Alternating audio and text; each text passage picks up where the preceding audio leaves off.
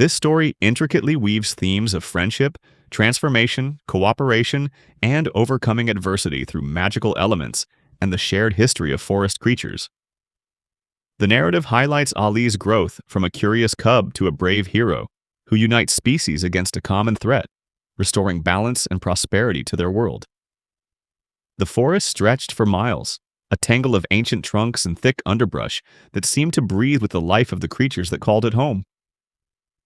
In the deepest part of that woodland, where the soil was damp and the air was heavy with the scent of moss and pine, a small amber-eyed cub named Ole slipped beneath a fallen leaf and pressed his slender body against the cold ground. He had learned from the moment he first opened his eyes that the forest was a place of both bounty and peril, and the rustle of a predator's paws could be heard long before the animal itself emerged from the shadows. Ole's family belonged to the puko, a gentle species of river-dwelling mammals with soft, water-slick fur and a natural curiosity that set them apart from the more cautious denizens of the forest. From the very beginning, Ole had been restless, forever probing the banks of the river, poking at the roots of trees and tinkering with whatever scraps he could find. One crisp morning, after salvaging a handful of reeds and a thin piece of bark, he had fashioned an improvised diving mask, fastening the reeds together with a strip of bark to create a crude but functional contraption. The mask allowed him to peer beneath the water's surface, where he discovered schools of silvery fish and the rhythmic sway of aquatic plants. It was that same daring spirit that now drove him deeper into the boar-infested thicket, hoping to uncover a forgotten cache of fallen nuts and berries that the wild boars often scattered after their foraging. As Ole crept forward, the forest floor gave way to a carpet of dry leaves, their brittle edges whispering beneath his paws. He halted a few meters from a clearing, where a pair of boars were rooting through the detritus, snorting with satisfaction as they uncovered a stash of acorns. Ole's heart pounded. He knew that drawing attention from a predator could be fatal. He crouched, hoping his disguise of leaf and shadow would be enough. Yet a sudden snap of a twig behind him sent a rush of cold air down his spine.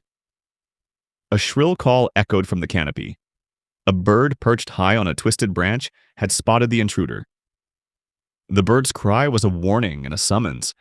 Its eyes, sharp and unblinking, fixed on Ole as the boar, startled, rose to its feet and thrashed its massive tusks toward the cub.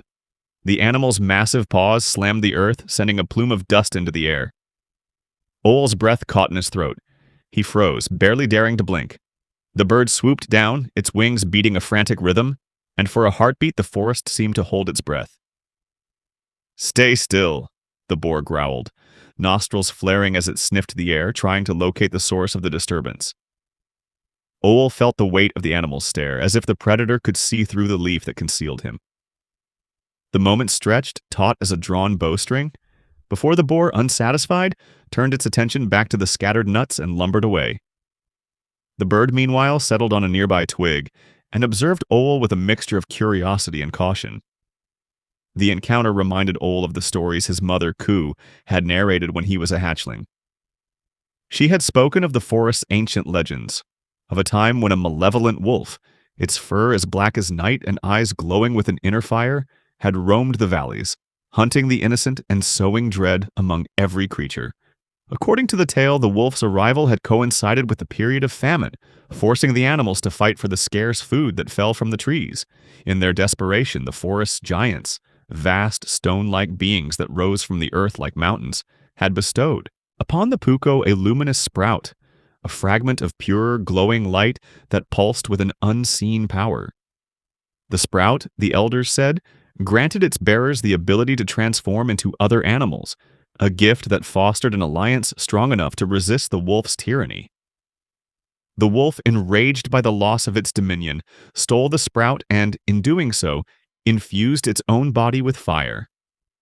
Its breath became a furnace, its claws a scorching brand. With newfound might, the wolf felled the giants that had aided the puko, causing the great stones to crumble and the valley to quake. The landslide that followed drove the elder giants from the valley, leaving the remaining creatures vulnerable and fearful. Even as the legend faded into the background of his mind, Ole's muscles tensed. He felt the world shift, and a sudden, gentle nudge from behind startled him. It was Ku, his mother, moving swiftly through the underbrush to his side. She wrapped a foreleg around his trembling form, her eyes soft but firm. "Do not wander alone, child," she said, her voice low but edged with the authority of years spent surviving in the wild. "The forest is not kind to those who ignore its warnings." Oel nodded, his mind still reeling from the encounter. The pair turned back toward the riverbank, where the rest of the Puko pack gathered, near a small, bustling settlement of earthen burrows. The air was filled with the mellow hum of conversation and the occasional splash of water against stones. As the pack entered the communal clearing, the elders announced that the season's harvest had been bountiful, and to celebrate, the villagers would hold a festival, a rare occasion in which all would feast and dance under the moonlit sky. The festival was a mosaic of colors. Lanterns made from hollowed reeds were hung from low-hanging branches, their soft glow painting the clearing with amber light. Puko children darted among the adults, chasing each other's shadows, while elders sang low, rhythmic chants that resonated with the heartbeat of the forest. Owl, still clutching his improvised mask, watched a flock of birds wheel overhead, their silhouettes briefly silencing the revelry as they passed. One particular bird, larger than the rest, lingered near a cluster of chestnut trees that grew at the edge of the clearing. Its dark plumage glistened with a faint iridescence, and it seemed to watch Owl with an almost human curiosity. The cub, driven by the same inquisitive spirit that had led him to craft the diving mask, stepped forward, his paws crunching softly on the leaf-laden ground. "Who are you?" Owl asked, his voice barely more than a whisper. The bird tilted its head, emitting a soft trill that, to Owl's ears, sounded oddly like a question. Uncertain but undeterred, Owl approached the chestnut tree, plucking a single nut from its gnarled bark. He cracked it open with his teeth, hoping to demonstrate the method to the bird.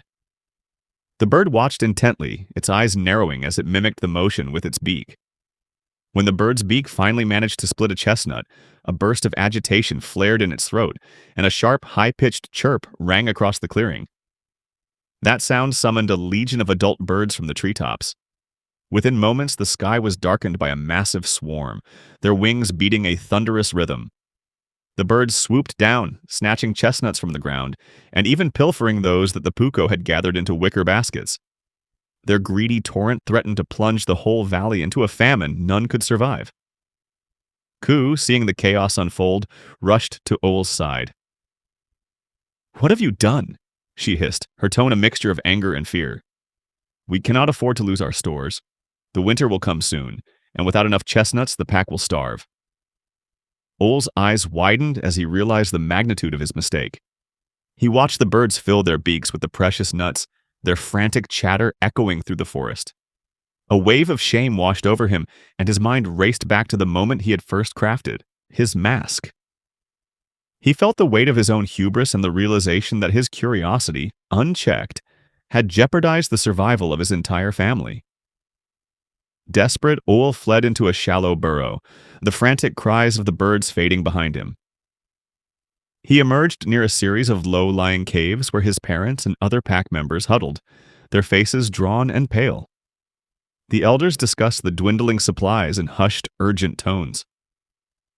Ku, breathing heavily from the exertion, turned to her son with a look that bore both disappointment and sorrow. "We must find more chestnuts before the snow falls," she said, her voice trembling just enough to reveal the depth of her anxiety. "If we cannot feed the young, we will all perish." Owl, ashamed and restless, slumped onto a cold stone and pulled the broken diving mask from the grass. The thick glass of the mask cracked under his grip, scattering shards across the ground. As the sunlight filtered through the canopy, it caught the jagged edges and sent a kaleidoscope of reflections dancing across the walls of the cave. It was then that an unexpected realization blossomed in Owl's mind. The flashes of light echoed the ancient legend of the luminous sprout the giants had once gifted to his people. The light, pure and piercing, could repel predators and disorient enemies. Perhaps he thought the shards could be used as a weapon against the birds, and maybe against the lurking evil that still haunted the valley. He gathered the broken pieces, arranging them along the cavern's entrance to create a glittering barrier. When the birds surged in, drawn by the scent of the chestnuts, the shards caught the sun's rays and hurled brilliant beams into the sky. The birds, blinded by the sudden glare, scattered in panic, their frantic cries fading as they retreated back into the forest canopy. The sudden calm was short-lived, however. One of the larger birds, undeterred by the light, swooped down with a harsh screech, striking Ole on the back of his head. He stumbled forward, falling into a deep, dark hole that yawned before him. Thick, silvery webs clung to the walls, shimmering with an eerie luminescence that seemed to pulse with a heartbeat of its own. Ole's vision blurred, and a strange, warm glow blossomed beneath his feet. He found himself standing above a plant unlike any he had ever seen. A slender stalk crowned with a single, radiant flower that pulsed with a soft, golden light. The legend sprout, the one his elders had spoken of in whispers, lay before him, its glow pure and untainted. In a moment of both terror and awe, Ole reached out and touched the delicate bloom. The light enveloped him, searing through his fur and skin, and in that instant his small, brown body began to shift, elongating and taking on new feathers, a sharper beak, and slender talons. When the transformation concluded, Ole was no longer a puko cub, but a bird of striking reddish-brown plumage.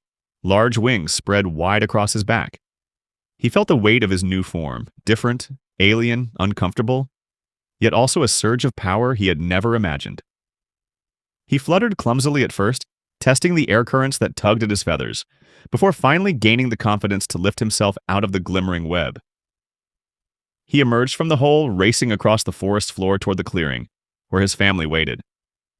Their eyes widened as they beheld his new shape. His mother, Ku, gasped, tears springing to her eyes as she recognized the familiar cadence of his voice within the bird's call. "You are still our son," she whispered, clutching his wing gently. The pack gathered around, murmuring in conflicted tones. Some of the older puko shook their heads, seeing the legend's warning fulfilled. The sprout was not meant for mortal use, and those who touched it let it change them irrevocably. Yet others, like the elder Chara, saw a chance.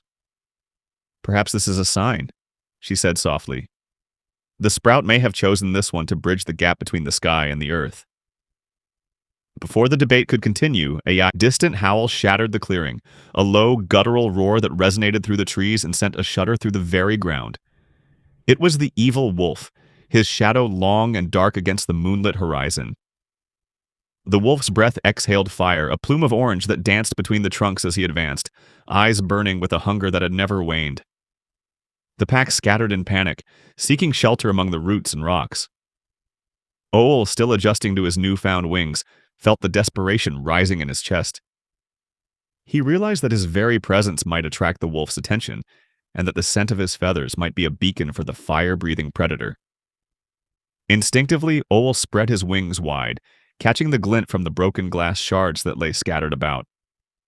The reflection of moonlight off the shards formed a dazzling display, a cascade of silvery light that flickered like fireflies across the forest floor.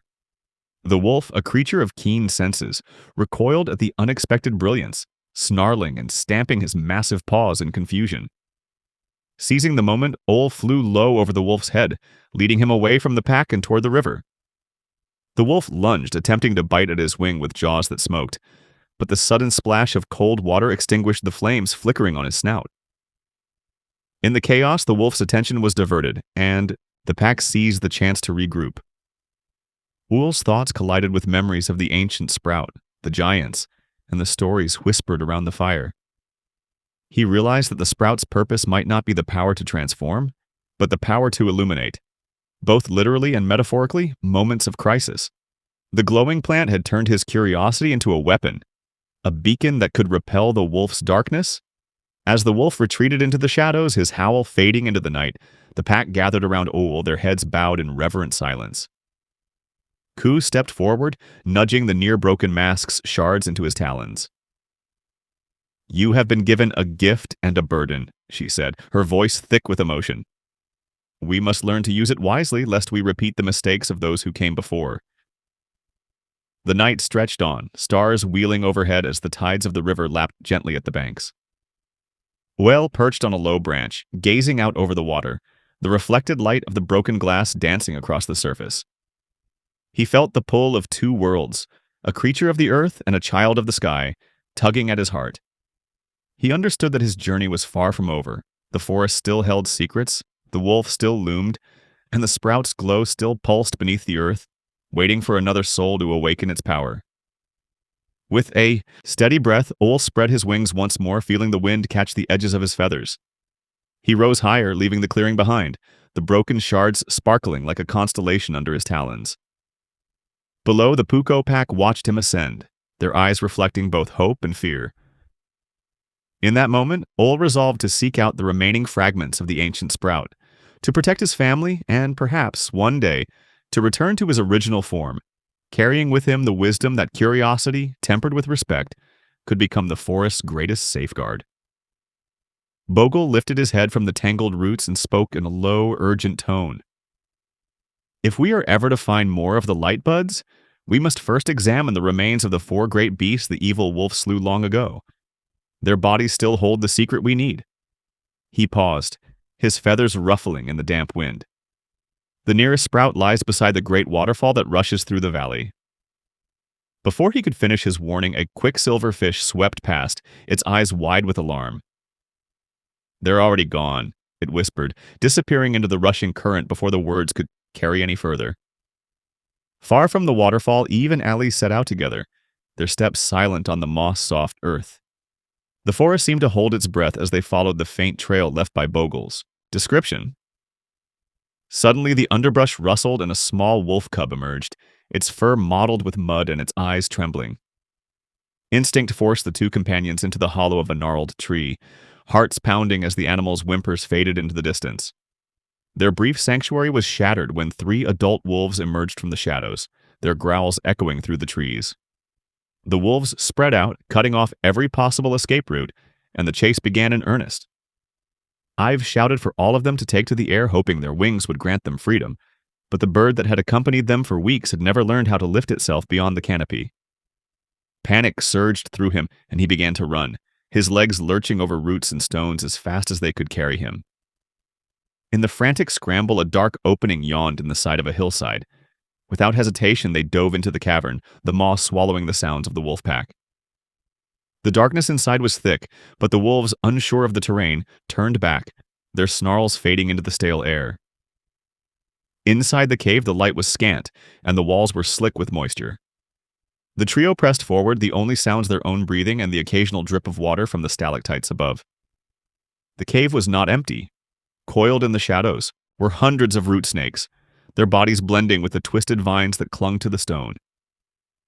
Eve remembered the old teachings of his ancestors, the way they used scent to navigate treacherous places.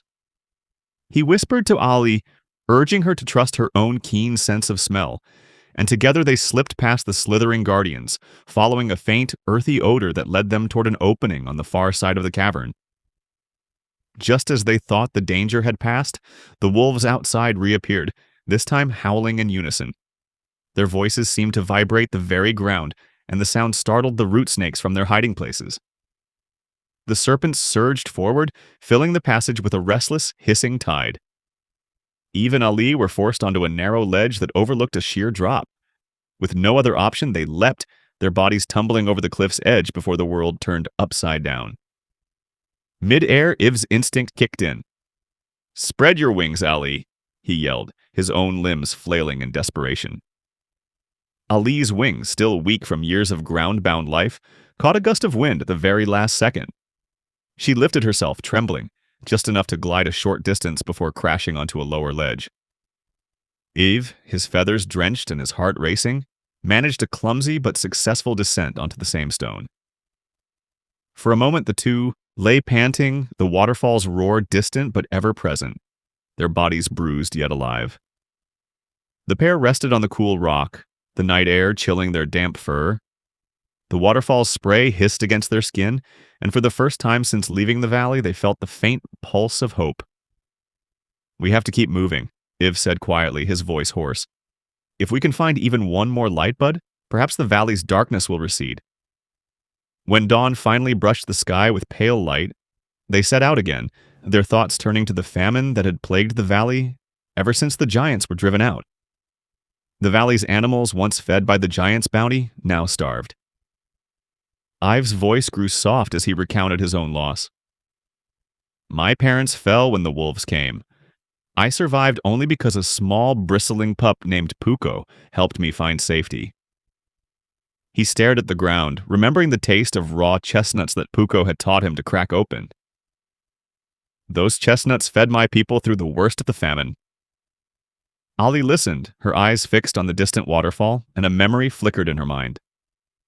She too had been small and helpless once, rescued by a creature she could barely recall. The realization that the bird now perched beside her was the very same creature that had once carried her through. A storm of hunger made her chest tighten. She fell silent, the weight of their shared past pressing down until the sun warmed their backs. The next day they arrived at the great waterfall Bogle had spoken of. The water fell in a thunderous cascade, its spray forming a perpetual mist that shrouded the rocks below. At the base of the falls lay the massive, petrified bodies of the four giants, their stone-gray limbs fused with the waterfall's flood. The area had become a den for the wolves, who prowled the slick stones, their eyes glinting like polished obsidian. As Iv and Ali considered how to approach the den, a sleek fish broke the surface of the pool below, its silver scales flashing in the dim light. "I am Google," it said, voice rippling through the water. "No one has ever been my companion here. I have kept this place for centuries alone. If you help me find a light bud, I can transform and join you when this valley is healed." The creature's plea struck a chord in their hearts, and they agreed to aid it, hoping that its transformation might bring some long-awaited relief. Bogle, ever the schemer, pretended to slip and fall from the water's edge, shouting in pain to draw the wolves' attention. While the predators lunged, Iv and Ali slipped into the wolves' lair, darting between the rocks toward the cluster of glowing sprouts that pulsed like tiny suns. When they reached the heart of the den, they found only a single bud, its light flickering feebly against the darkness. "I have to eat it," Iv whispered, holding the bud up to the dim glow. "Only then can we become Javan again and fly together to search the valley once more." Ali hesitated, her eyes narrowing with distrust. "You're not thinking of the others," she snapped, her voice shaking. "You've always been a selfish creature." In that moment, Ali's sudden outburst revealed her secret. She had once been the wolf cub who taught Iv how to crack chestnuts, the very same creature that had saved his people. The revelation left Iv speechless, his beak hanging open as he realized that their histories were more intertwined than he had ever imagined. "Without the light bud, the valley will starve," Iv said, his tone heavy with the burden of his people's survival. "If we fail, my species will vanish." The air grew thick with tension, and before another word could be spoken, a pack of wolves burst into the chamber, snarling and snapping. The three companions shouted for Google to intervene, but the fish remained motionless, caught in the circle of predators. In their frantic scramble, Eve and Ali both dove toward the glowing sprout, each hoping to claim it for their own cause. The contact struck them both at once. A bright flash engulfed them, and the world spun. When the light dimmed, they found themselves transformed into sleek fish, their bodies slick and glistening as they slipped into the cold water below. Ive's mind raced, and an insight blossomed. The magic of the sprout could be guided by the animal's name, spoken at the moment of contact. If one said the desired form aloud before touching the bud, the transformation could be controlled. The revelation came too late for Bogle, who cursed the misstep that had trapped him in a fish's body, far from his home and his quest. Yet even in his anger, he resolved to keep moving, for he still needed to lead them to the next source of sprouts. As they swam downstream, a shadow fell across the water. Eve, the prowling predator who had chased them before, glided silently beside them. Bogle, now a fish, called out to her, pleading for peace. "We cannot survive alone," he said. "If we stay apart, the valley will fall." Eve hesitated, her eyes softening as she recalled the time when both had been pups, when their mischief had caused only harmless trouble. A tentative truce formed in the depths, and the three fish swam together toward the next waterfall, where a cluster of light buds dotted the misty crest. Arriving at the new cascade, they saw dozens of brilliant sprouts swaying in the spray, each a tiny beacon of hope. The fish instinctively gathered into a single, massive body, their fins interlocking to form a living raft that could push against the torrent. Their combined strength allowed them to ride the current upward, the water roiling around them like a living wall. Suddenly, A herd of stone-skinned rock bears erupted from the cliffs, their massive paws clawing at the water, attempting to crush the united fish. Bogle shouted orders, and the school of fish darted, evading the crushing claws with narrow escapes. The rock bears snapped and snarled, but the fish's agility proved too great. With a final coordinated thrust, they vaulted over the crest of the waterfall, landing on a narrow ledge where a pack of wolves waited, their eyes gleaming with predatory anticipation. Among them stood the wolf cub that had first crossed their path. The cub, now grown, yelped in alarm as the water surged beneath its paws. Its mother, a massive gray wolf, lunged to save it, but the slippery rocks threatened to send the pup tumbling into the maw of a waiting rock bear. In that instant, Bogle's sleek fish body shot forward, his fins striking the pup's back with a force that propelled it upward. The wolf mother seized the opportunity, grabbing her child and hauling it back onto safe ground. The wolves, witnessing this unexpected act of bravery, lowered their heads in reluctant respect. With the immediate danger averted, Bogle and his companions slipped away from the ledge, the light buds pulsing softly in their grasp. The water's roar faded behind them, replaced by the quiet rustle of leaves as they made their way back to the valley's plain. When they finally emerged from the forest, the sprout still glowed warmly in their paws. Ali, Iv, and Bogle felt their original forms return, the magic of the buds restoring feathers, fur, and scales to their rightful owners. Joy surged through the trio as they celebrated the end of their long transformation. Yet Bogle lingered over one sprout, his eyes narrowing as he whispered a wish. "I want to become the firewolf." The words hung in the air like a dark promise. In an instant, Bogle's body convulsed, his fur igniting in furious orange and red, flames licking his limbs as he reshaped into the legendary firewolf that had haunted the valley's nightmares for generations. The firewolf's eyes burned with a cold, calculating hatred, his paws crackling with embers that sparked across his fur. He turned to the two companions, a malicious grin spreading across his snarling mouth. "You have served me well," he growled. "Now I will take the last sprout and unleash my revenge on those who abandoned me when I was but a cub." The firewolf lunged at the remaining buds, clutching them in his fiery claws. A burst of scorching heat erupted, sending a wave of flame across the clearing. The light buds sputtered, their glow dimming as the fire consumed them. Ali and Iv tried to intervene, but the firewolf's flames repelled them, knocking them to the ground. The firestorm died as quickly as it had begun, leaving the valley's ground scorched and the pair dazed. Ali struggled to rise, her breath shallow, her wing trembling. "I won't leave you," she muttered, hoisting Iv onto her back, despite the searing pain in her own side. She fashioned a crude stretcher from fallen branches, securing Iv's limp body to it. Though the valley's cliffs loomed high above and the path to the Yavin territory stretched through treacherous ravines, Ali pressed on, unwilling to abandon her friend. The climb was brutal. Sharp rocks tore at her feathers, the wind howled like a warning, and the night grew colder with every step. Yet Ali's resolve hardened with each obstacle. Her thoughts drifted to the valley's future, to the countless creatures that still suffered in the shadows left by the giant's departure. She imagined a world where light buds blossomed once more, where the valley's rivers ran clear, and the hunt of predators turned gentle. When she finally reached the high cliffs where the Yavin, her long-lost kin, nested, the sight that met her eyes was both awe-inspiring and heartbreaking. Hundreds of Javan perched on the cliff's edge, their wings folded, their eyes reflecting the endless sky. They watched her approach, curiosity piqued by the lone, wounded creature that clutched another in its grasp. A hush fell over the gathering, broken only by the soft rustle of feathers. "Who are you?" a Javan elder called, voice resonant with ancient wisdom. Ali, breathless, whispered the tale of betrayal, of Firewolf's vengeance, of the light buds lost to flame. She spoke of the valley's hunger, the wolves' relentless pursuit, and the courage it took to carry a friend through endless night. As she finished, a gentle wind lifted Iv's feathered head, his eyes opening to the soft light of the Havan sanctuary. The Havan, moved by the unwavering loyalty and sacrifice displayed, offered aid. They tended to Iv's injuries, mending his torn feathers with gentle wind-woven threads. Ali, still bruised, received a mantle of warm feathers, shielding her from the bitter cold. The Javan's healers sang low, healing chants that resonated through the crags, and as the song rose, the valley below seemed to breathe a little easier.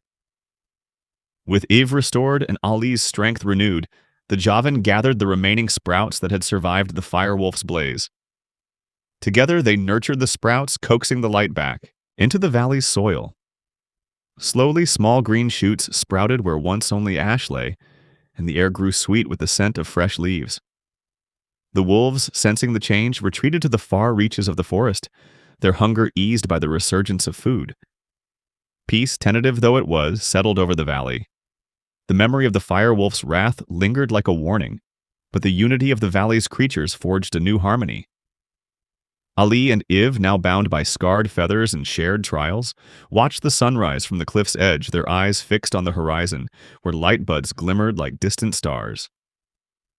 Their journey had begun in darkness, but through loss, betrayal, and compassion, they had guided the valley back toward hope. Ali's breathing came in short, ragged bursts as the darkness around him thickened. The last thing he remembered was the violent tumble that had hurled him into the hollow earth. Now, after a dizzy spell that seemed to stretch for an eternity, he found himself lying on soft, warm soil inside a narrow burrow. The faint scent of damp moss and fresh earth filled his nostrils, and a gentle rustle of feathered wings whispered in the gloom. When his eyes finally cleared enough to register shapes, a small bird perched on the rim of the entrance, her beak twitching with urgent news. "Ive is gone," the bird announced in a voice that trembled as much as Ali's own. The words struck him like a cold wind, pulling his heart toward the hollow that had become his refuge. From the shadows behind the bird, a soft giggle burst forth. Pio, a lanky sparrow-like creature with silvery plumage, emerged, his eyes brimming with tears. He flung himself onto the ground and hugged the bird's feathers, sobbing as the bird's laughter faded into a puzzled chuckle. "What do you mean, gone?" Pio asked, his voice cracking. The bird Ive, as Ali soon learned, straightened, her feathers ruffling as if she were shaking off a chill.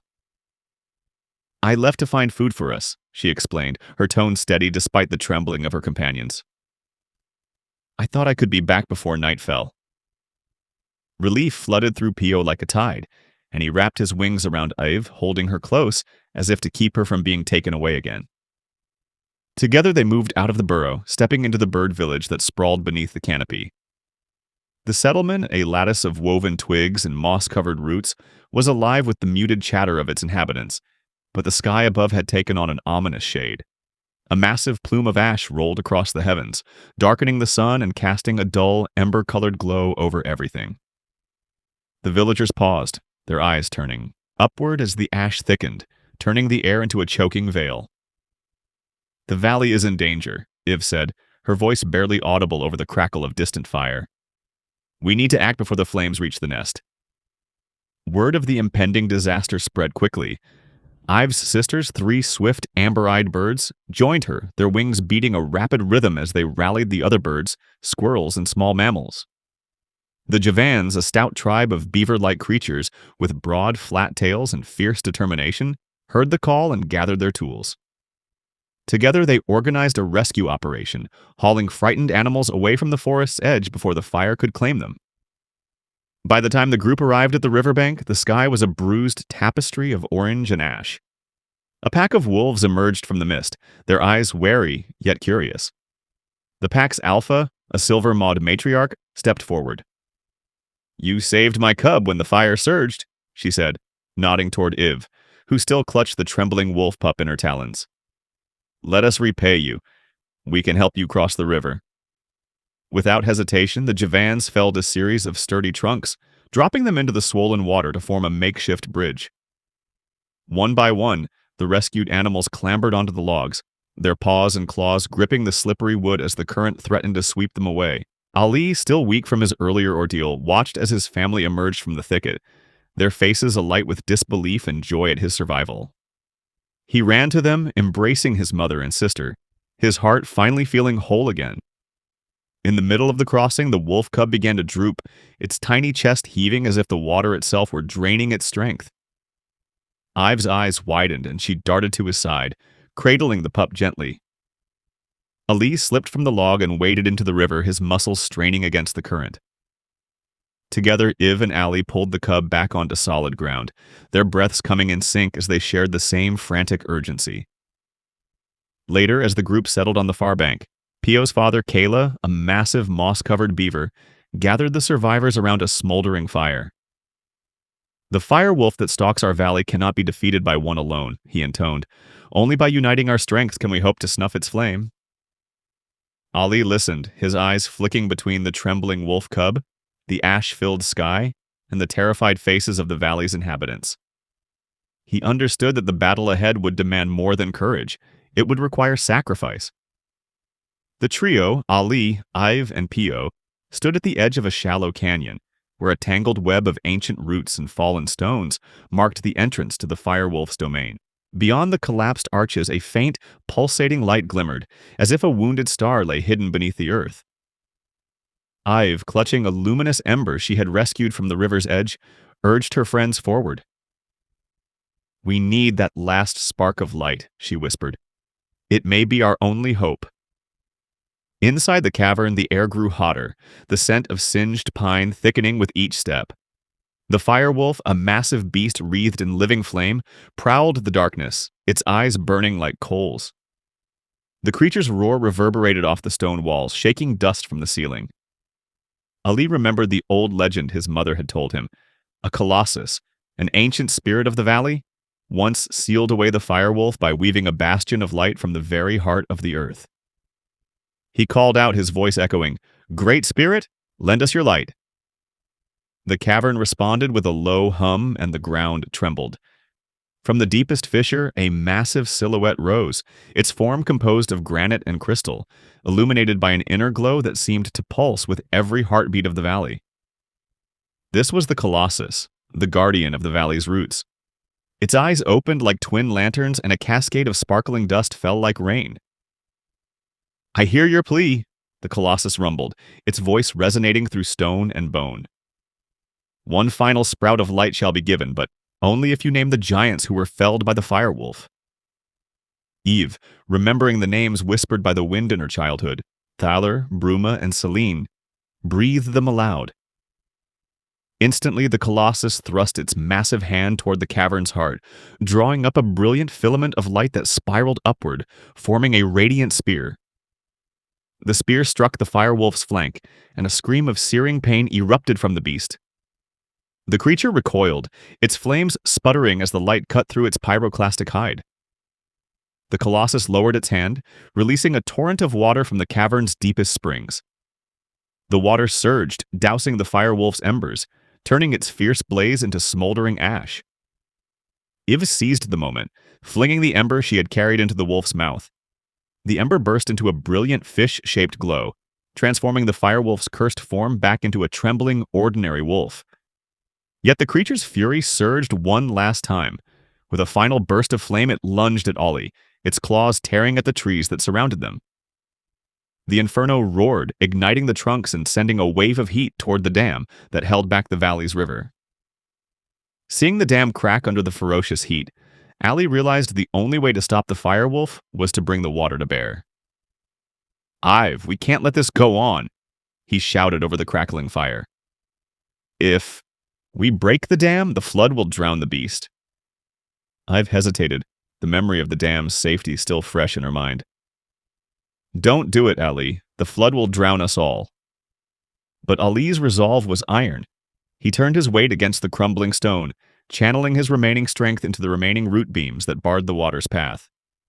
With a deafening crack, the dam gave way, releasing a torrent of icy water that surged down the canyon. The firewolf, caught in the surge, thrashed wildly, its flaming body sputtering as the cold water extinguished the last of its blaze. It sank beneath the churning currents, its massive form disappearing into the abyss. The roar of the waterfall faded, leaving a heavy silence broken only by the soft sobs of those who had witnessed the battle. In the aftermath, the valley's waters rose, flooding the scarred plains and sweeping away the ash that had clung to the ground for weeks. Iv, tears streaming down her feathered face, called out for Ali, her voice swallowed by the rushing flood. The water surged past the ruins of the dam, now a memory, and began its slow, healing journey back into the river's course. Ali, exhausted but alive, stood on a high bank, watching the water cleanse the valley. He felt a pang of loss. Ive's call had faded into the roar of the river. He searched the rippling surface, his heart aching, but Ive was nowhere to be seen. The silence that followed was broken only by the distant cries of Pio's parents, who mourned the loss of their child. Days turned into weeks, and the valley began to green again. New shoots sprouted where ash had once smothered the soil, and the chorus of birds returned, their songs weaving through the fresh leaves. Life, resilient as ever, reclaimed its place among the stones. One bright morning, as the harvest season approached, Ive and Pio's offspring, the couple from Puko, stumbled upon a procession of towering figures crossing the horizon. The silhouettes were massive, their outlines reminiscent of ancient statues. As the travelers drew nearer, the valley's residents gasped in wonder. The Dews, the legendary guardians who had once guarded the valley's light, were returning to dwell among them once more. The Dews brought with them bundles of strange, luminous fruit, their skins shimmering with colors no one had seen before. The animals gathered around in awe, tasting the sweet bounty that seemed to pulse with life itself. Amid the celebration, a gentle giant lifted a tiny creature onto its back. The creature was Peril, a small, trembling animal that had been lost to the firewolf's wrath years prior. When Cyril's eyes met Ive's, recognition sparked instantly. Ive fluttered down, encircling Cyril in a warm embrace, her feathers trembling with joy. "How did you survive?" she asked, her voice soft. Cyril's tongue flickered as he spoke. "The Deuce used their light buds to heal me, to give me a second chance." Overwhelmed with gratitude, Ive and Pio rushed to Cyril's family. The reunion was a cascade of tears and laughter, the parents clutching their child, relieved beyond measure. In that moment, the valley felt whole again, its wounds mended, its guardians restored, and its inhabitants united under a single hopeful sunrise. The valley, once threatened by ash and flame, now thrummed with life. The river ran clear, the forest canopy swayed in gentle breezes, and the chorus of creatures, big and small, filled the air. And though the memory of the firewolf lingered like a distant echo, the collective spirit of the valley's inhabitants promised that any darkness would be faced together, their bonds forged in fire, water, and light, unbreakable and enduring.